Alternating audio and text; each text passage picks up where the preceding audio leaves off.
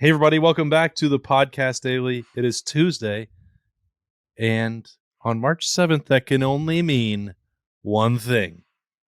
Bill Landis and me, Austin Ward, get to go cover spring practice. We made it! We made it. God, it took forever. It feels like 6 years since the last time we got to go watch the Buckeyes practice on the football field. And I do want to make the point that we are genuinely very excited about the prospect of getting back out there, because I feel like the Monday Daily got off the rails a little bit to the point where maybe it came off like we weren't excited. We are very much so excited for Ohio State to get back to practicing. Yeah, and that we just kicked Berm off today's show so that this would be a dab-free zone. Because I got a feeling he's going to do that on Snappy Jays and probably at Roosters and everywhere else on Tuesday. But yes, and maybe we just said it so much that people thought we were lying when we were doing all the position previews and we were mocking the idea of spring ball. Like, no, I am genuinely excited to go see those guys move around, even for just 30 minutes, hopefully longer. Jerry and Quinn and the head ball coach sometimes will say, well, just put those cameras down and watch a little more ball after that. I will be praying to the sports information gods tonight I'm sorry, just gave away that this is Monday, that we get that opportunity on Tuesday. And then we also had somebody ask us, Bill, like, is the first practice, is there any actual value in that? They asked us that on the message board on ohiostate.rivals.com. I know what my answer is. How do you feel about day one? Yeah, I think there is. Ryan Day has tended to treat this sort of like an OTA, so they're not. I don't believe they're in full pads usually on the first day of spring ball. No. It's like non-contact. We're not watching like scrimmaging or anything like that. But I do find it instructive. Honestly, as stupid as it sounds, like how guys line up on the first day of spring, because I think that can tell you a little something about how the staff sort of views where guys are coming into these 15 practices. It can change over the course of the 15, can look very different by the time we get to the spring game. But the months preceding this, which we don't talk a ton about, but the winter conditioning, the mat drills, all that stuff, those matter insofar as like where guys sort of slot into the pecking order at the beginning of spring practice. So I'm always very interested to see kind of who's lining up where, if we do get to see position drills, like who's working together, who might be like a second team guy. Doesn't mean like the depth chart is set by any means at this point, but it does tell us sort of where things are starting off from. Yeah, and this doesn't happen every time, but I mentioned this anecdote, and it's the one that always sticks in my mind. Does the first day matter? Well, yeah, there's plenty of times for things to change, and the competition is only really beginning. But Ohio State does evaluate it in January and February, how you are performing during mat drills and winter conditioning. If you meet that gold Buckeye standard, if you're developing the leadership skills. And I remember just going out for day one, not in pads, not full contact, in Ohio State lining up, and everybody anticipated in 2014 that Trey Johnson was going to be, he was the former 5-star. This was his year to take over a starting job at outside linebacker. And when we went in there and Darren Lee was leading the line, and it was like, okay, something has changed here. Something is resonating. And that doesn't happen every single time, but it did set the tone for what was going to come. He had earned the first opportunity to claim that job, and he never gave it back. And Trey Johnson dealt with injuries. This is not a knock on him, but Darren Lee became a first-round draft pick and one of the most important players on a national championship team. And the first sign of that publicly was the first practice of spring ball. And that changed everything in the course of that for the rest of the year. Yeah, I remember. I started covering the team that fall. So that August is when I started. So I didn't see those spring drills, but I remember, I guess it would have been the 2016 spring practice when they had an opening on the offensive line, and maybe like Matthew Burrell and some of the guys that got in that 2015 recruiting class. We were wondering like, all right, who's going to step up? And then we get out there, and Michael Jordan is running with the first team's offensive line. We're like, you guys are going to start a true freshman? And Meyer's like, yeah, what is that a big deal? Like, yes, it is. So stuff like that is, I don't know. I'm trying to think like what that could be when we get out there on Tuesday. I'm not really sure. Maybe like Carson Hinsman maybe being at the front of the line with the offensive line. But those things happen. I mean, even if they don't happen, even if it's not quite that drastic, it is still a worthwhile viewing experience for us.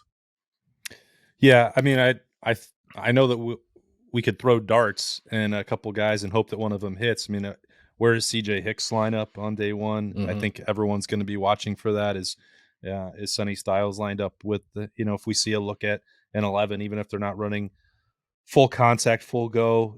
Sometimes you just get a peek at that stuff, walk through early on in camp. So you would think that it would most likely happen on defense more so than offense, but um, I know that you'll be watching to see who's with the tackles. Certainly, as you mentioned, Carson Hinsman there with the center. So there'll be a lot certainly to watch. And then once that's over, we'll have an opportunity to follow up with everybody's favorite Tuesday activity, which is what questions are on Bill Landis's mind. He's going to have a chance to ask Ryan Day something, Jim Knowles, and then a list of players that I'm not sure has been confirmed yet, but I think we can guess that they will probably be defensive players. We'll set those aside. If you're just getting ready to talk to Ryan Day and Jim Knowles, what is on the front of your mind? Well, since you mentioned it is CJ Hicks. Because his name, I don't believe his name was said when we talked to Jim Knowles in early February, I guess that was, or late January, I can't quite remember. But when we talked to all the assistant coaches, Jim Knowles has asked a lot about like, hey, year 2 of the defense, what's going on? You got Tommy and Steele back, that's cool. James Laurinaitis, is he a nice guy? And like CJ Hicks' name didn't come up ever, which I suppose is understandable given the context of everything else that's happening. But I would very much like to know what Jim Knowles thinks of year 1 of CJ, where he could go in year 2. If he regrets at all not getting him on the field, it remains puzzling to me that he didn't play at all. Like if the answer is like, well, he's a freshman, he wasn't ready. Like, okay, but a lot of freshmen aren't ready. They still find time to get on the field, even if it was just for a handful of snaps. I think that could have been valuable for CJ. If anything, to maybe like help his the mental side of things a little bit, keep him engaged. And that's not to say that he wasn't engaged, because he seemed fairly locked in. He played a ton on special teams, and that matters too. But the idea that he got no snaps at linebacker is a bit surprising to me. And I can't imagine that they, at least my personal opinion is, they can't go through another season with that happening. And I would hope that they think the same thing. So I want to kind of pick Jim Knowles' brain on that a little bit to see how he views CJ's place in his defense in 2023. Yeah, we mentioned that on Monday's episode as well. Tommy Eichenberg is going to be out as he recovers from surgery. Steel Chambers, that's sort of an interesting dynamic with him. Jim Knowles has talked about him becoming more comfortable, and it feels like kind of crazy to still be talking about transitioning from running back after 2 years of playing there and doing it at a high level. But how much work do they feel like he needs? He's in got to be close to that 2,000 rep club that Urban Meyer used to talk about back in the day. Like, that earns you a little bit of a reprieve going through spring ball. Do they think that he's still got another step forward to take at linebacker, that they need him to get some work in spring? Or does that just fully clear the deck and just go out and say, you guys played almost every snap last season. Let's get some more work for CJ Hicks, Cody Simon, Reed Carrico, Gabe Powers down the line. Like, those guys need it, because as you said, like, the benefit is those 2 starters were healthy and they played every snap, and you know what they can give you. The downside is that it came at the expense of developing some of the young players. So this is the time, I guess, to play catch up with that, because you don't know for sure if you're going to be lucky enough to get another full healthy season. Everyone can knock on wood, but like, you don't know. And they put so much on the plate of those 2 guys, justifiably, but you're going to need some security at some point, whether that's because you might want to play a third linebacker more often, whether that's because CJ Hicks might help at Jack or Leo, or just because maybe your luck runs out a little bit. That's the linebacker spot you wouldn't think would be that important or interesting in spring, but it could be. Yeah, I think it could be. I'm also curious with that position group too, just like where exactly do Reed Carrico and Gabe Powers kind of fit in positionally, which probably sounds crazy because they only have 2 linebacker spots. But like this time last year, or maybe it was after the first week of spring or something, we're talking a lot about Reed Carrico and like the Sam linebacker. If they ever played 3 linebackers, that's where Reed can slot in. And then when it came time to do that in the games and put that on the field, it was just Cody Simon, and which is fine. Like I thought Cody Simon had a good year last year in the bit that he played. He was better last year, I thought, than he was the year before, even though he played less. But you have a lot of guys there who want to play. Reed's going into his 3rd year in the program. He definitely wants to play, or at least know where he stands. And Gabe Powers too, like, is a lot of us viewed him as a guy that could potentially grow into a rush end. Is that still a possibility? Is he definitely a linebacker? He hasn't maybe put on as much weight as I thought he would to this point. So perhaps he is a linebacker. But then if he is, what's that development path look like? You're right. It's not, of all the positions you could list in terms of most intriguing, linebacker is pretty far down, but they we are assuming they're going to be first up, and I do think there's some interesting things to get into there. Okay, that's Jim Knowles and the linebackers. What else? So like if we're in a world where Ryan Day is going to give up a little bit to Brian Hartline is going to take on more than he's had in the past. I am a bit curious sort of what practice is going to look like for those guys. Is Ryan Day going to spend a little more time with the defense in practice? Is he going to have more of a hands-on deal with special teams in practice? Like when we go there, and granted, we don't get to watch every little thing that they do. We get to watch typically a half hour if we get to watch it all. But Ryan Day is very often with the quarterbacks. Is that still going to be the case? And like, you know, if there was ever a year where that was going to be the case, it probably is this one. But if he is trying to take some things off of his plate, how does that impact that position? And then is Brian Hartline with the receivers all the time, or is he roaming around to the offensive linemen, to the running backs, to the quarterbacks? And if he does do that, then who's picking up the slack for him at receiver? I would assume it's Devin Jordan, right? Who's been sort of his number two guy there, helping the receivers. What do they think of him in terms of being able to pick up some of that slack for Brian Hartline? So maybe the answer is nothing changes and Brian just stays with the receivers until they go full team offense. But I want to ask about it, but I'm also interested to get eyeballs on when we get to watch those 30 minutes to see if there's anything different with the operation of practice and what Ryan Day and Brian Hartline do. That's really the catch-22 of all of this. If you feel like you have to make a change, and certainly after the game and what happened with the offense and that, we thought that was probably going to happen for Ryan Day and maybe even needed to, but they were still the best offense in the Big Ten, and they were still an offense that put up 40-plus points against Georgia and a defense loaded with NFL guys and a now two-time defending national champion. Like, the offense isn't broken, so how much of the wheel needs to be reinvented? Maybe none. Can it be better? Sure. Is there something wrong with the practice habits? I don't think so. I mean, there's still, I'm not sure, other than some decisions in game that we thought maybe didn't fit well, that there was some developmental breakdown. Like I referenced that on OhioState.Rivals.com on Monday. Like, you can't say that that's the problem when Paris Johnson, DeJuan Jones, and Luke Whipple are all out. One is a project, two as two guys that are out in 3 years to go to the next level and potentially be early round draft picks. Like, all the talent is coming along just fine.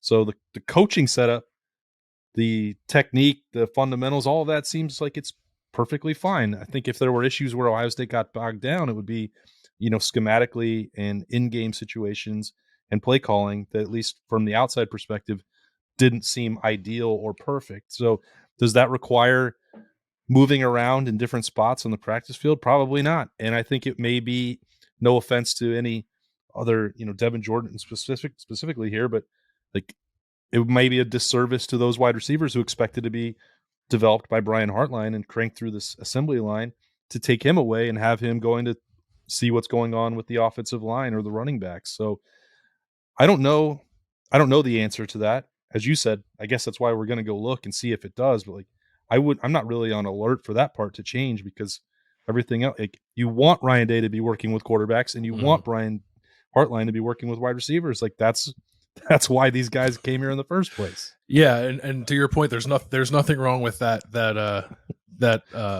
way of doing things, because the offense, to your point, has been pretty explosive these last few years. I don't think it should change. I would be more like, that's weird if it did change than if it doesn't change. Because I can't even recall, honestly, like, Kevin Wilson was a tight ends coach in addition to being the offensive coordinator. Now Brian Hartline's offensive coordinator does feel different than Kevin Wilson's offensive coordinator. But even then, I don't, like, Kevin Wilson wasn't roaming around like, hey, Trey Henderson, how you doing? Like, how you feeling through practice? Like, he was with the tight ends until it was time to get the full offense together and go against the defense. So I'd imagine that's how it'll be.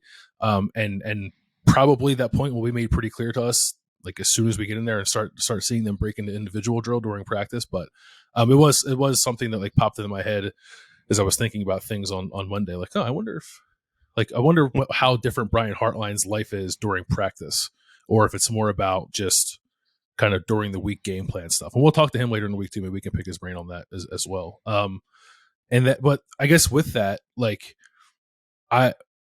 they're going to have a lot of opportunities to put these young receivers into competitive situations that I'd imagine they just didn't have last year. Two of the guys weren't here in the spring. Caleb Burton, I can't remember if Caleb Burton, who was here last spring, was 100% to the point where he could participate fully. But even if he could, so that's like two of the four second-year guys weren't here. And imagine through the summer and the fall, they weren't able to do a whole lot. But now they can with the situations with Emeka Ibuka and Julian Fleming sitting out. So what are, I think mostly Ryan Day, but certainly Brian Hartline, who also wasn't asked about that group when we talked to him last time. What are they looking for from basically every receiver who's not Marvin Harrison, Julian Fleming, Emeka Ibuka, and Xavier Johnson? Like, what do those guys need to show you to find a way to be a part of the operation? That's probably hard either way because those four guys that I mentioned are good and established, but if there's room for them to get into the rotation, what do they have to show you over these 15 practices to get in there? That part is also like hard to project out because we've seen Ohio State play 6, but you're talking about a room where like you could, with strong springs, you could be making a justifiable case for like 9 or 10 guys based on their recruiting rankings. Right. Like that's not going to happen. Like there's no way that it's not going to happen. And it's not a knock on guys 5 through 10. It tells you how good the top 3 and 4 are, like how hard it's going to be. It doesn't make any sense to take Marvin Harrison off the field or Emeka Ibuka or a healthy Julian Fleming. And like, I think that Xavier Johnson has done enough to have a role on this team. Like, what does that look like? They have so much talent stockpiled at the skill positions on offense. That part, that's a blessing. The curse is trying to figure out what to do with it all. It's just the complete opposite of what you do on defense, where they're like just trying to get through spring with 13, 14 fewer people available. Like, I don't know what that looks like. I don't know how everyone is able to stay fully, happy and fed. That's a problem for a different day. It's not something that I like to speculate about, but like that's going to be tough because they have so many guys who are surely going to be capable of playing for Ohio State on offense and one football.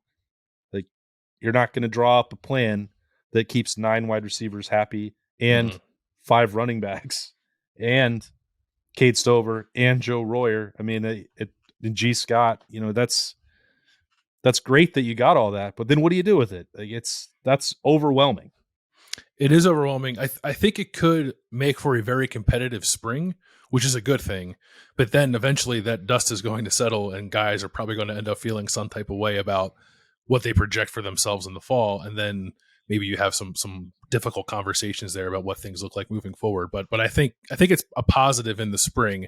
It just becomes a little bit uncomfortable probably. I don't know. What's the date of the spring game? Whatever the day after that is. Yeah. And then what? May 1st is the portal open again? Like, really a fun period of time that will be for everybody. There's like, don't think everyone's going to wait until 2 weeks after the spring game to officially make those declarations. But yeah, I think didn't we have like a first week of spring transfer last year? Like Ryan Jacoby, didn't he leave like at the very beginning of the spring practice or something? Yeah. Maybe he did. I think there were maybe more than one. Did Noah Potter do that, or was that later on during spring? Yeah, I can't remember. Yeah. I think on the offensive line for sure. Like they didn't have transfer portal windows even at that time last year, but we saw that with a Maryland defensive tackle on Monday. Like, you could say you're doing it whenever you want. That's right. Yeah. It doesn't, the pen, it's not official, I guess. I was going to say pen the paper, but it's more like fingers the keyboard, I guess, to type your name into that thing. But yeah, you can announce it whenever. And it's probably better to get your name out there earlier than wait until May 1st, if that's what you intend on doing. So there could be some movement this year. They are, if you count up what they have now and what they have coming in with the the freshmen who are coming in June, they are over. It's never something I worry about. They always get the 85 when they need to get the 85, but they do need to have some movement. And there's a few positions that I think you can look at and say like, oh, that looks a little crowded, and receiver is certainly one of them. Yeah. All right. Anything else that you need to know on Tuesday morning? No, I heard you on the radio with Bo Bishop on Monday talking about this a little bit. Just like is the run game on the back burner for all of spring because they have like two running backs and some of the defensive line stuff we were talking about. Like how much good on good running work can you get this spring? And maybe typically spring's not for that anyway, so maybe it's not that big of a deal. But I think it's going to be a lot of to take your words from you, ball in the air this spring. I think it's going to be probably like 90% of what we see, given kind of the roster composition at the moment, which is it's not a bad thing, especially when you're breaking in new quarterbacks. But I do want, like, I'm a guy who gets excited, like, oh, Justin Fry's a run game coordinator. Like, what might that look like? And we probably won't have any answers about that until August if we get them then. Yeah, we always say that about, the spring game. They close it out. It's like, well, they're not going to take guys to the ground. Don't get excited. You're not going to evaluate the run game. Like, I wonder how much of that spills over to the previous 14 practices. And and that's a good question for Ryan Day to answer on day one, because again, it doesn't even have to just be about the defensive numbers or the defensive line or how much you want to hit. Like, we know that the desire is probably going to be there, that they want to take another step forward as a tougher, especially short yardage rushing team. Like, that was the emphasis, and I'm not sure that they fully accomplished what they wanted a year ago. But it's not only about the defensive numbers. It is also about the fact that Mayan Williams is coming off injury. Travion Henderson is not going to play in the spring because of surgery. Evan Pryor's coming back from the knee injury. Like, if you're just talking about Chip Trayanum and Dallin Hayden, I mean, how much do you really learn from that anyway? The refs would be great for Dallin Hayden. We thought that he probably deserved more of them in November than he got. Yeah, I felt like he earned that. But, how much do you really get out of it in the spring for that? I don't know. Because you're not trying to hurt yourself in March and April either. Like, that's always the balance. That's college football, any level of football forever, what you want to accomplish on the practice field. But the situation doesn't really seem to line up to let them go run the ball over the next 15 workouts. It doesn't. And honestly, like I truly think that's okay. Like I'm maybe there are Ohio State fans who are like, what do you mean? Like, they got to work on it. They got to get it done. Like, I don't think you have to get every single little thing that's on your checklist done in the spring. And you want to be smart about it, and you want to first and foremost make sure you come out of it healthy. So if not running the ball as much is a casualty of that, I think Ohio State can be okay. Because honestly, the most important thing for the run game next year, and I do think they can change some things up schematically, it's Mayan Williams and Travion Henderson being healthy. I think more than anything else. So whatever it takes to get those guys to that point, and then you can put some good work in on that in the summer, hopefully. At the same time. At the same time. It would be nice. Yeah, at the same time. Not every other week. Yeah. Yeah, not a tag team in and out. All right, well, we'll get to see some of that on Tuesday morning. We will have full coverage of it. Some snap judgments. We were going to have Roosters later on Tuesday. We will have some observations at ohiostate.rivals.com as soon as we leave the field. Hopefully that's not for an hour and a half or 2 hours, but we'll see if we get a bit of good fortune and a great SID day from Jerry Emig. We'll see how that transpires, but it is an exciting day. Ohio State's back on the practice field for the first of 15 spring workouts. Bill Landis will be there. Jeremy Birmingham will be there, and I will be there. I'm Austin Ward, and thank you for joining us on the podcast daily for Tuesday. We will talk to you later.